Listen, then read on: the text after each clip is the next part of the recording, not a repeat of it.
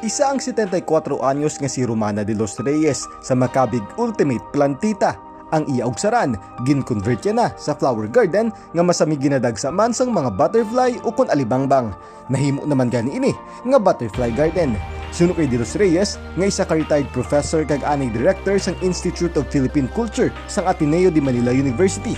Sadto pa mahilig na siya sa mga tanom ug galing iya gid ginsugdan tanom sang mga bulak ang iya ugsaran sang siya ang may nakita nga alibangbang nga iya gid nagustuhan.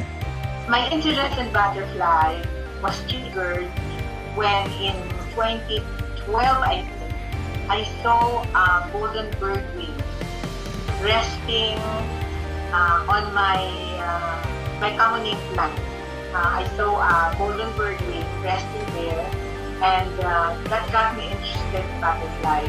From then on, I started looking for their host plants, where they will lay their eggs. And I also started looking for nectaring plants, plants with flowering plants, which can provide the nectar that we need.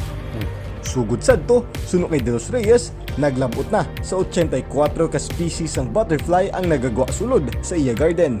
Wala niya ini ginakurong sa net, kundi iya luyag nga masulhay nga makalupad ang mga alibangbang. Iya lang nga ginatipigan ang mga itlog sang alibangbang kag ginasagod tubtob mangin fully developed butterfly. I have the host plants, and then if they lay their eggs there, I look for the larva or the caterpillar, and then I bring it inside the house, put it in a container, and then I rear it, and after the larva, then they develop a pupa, and then they emerge. And then when they emerge, I release them again back to the garden.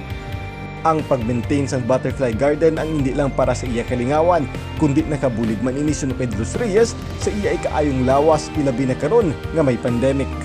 They always say that the garden will give you peace of mind, will help you, help both your body and your mind to be healthy.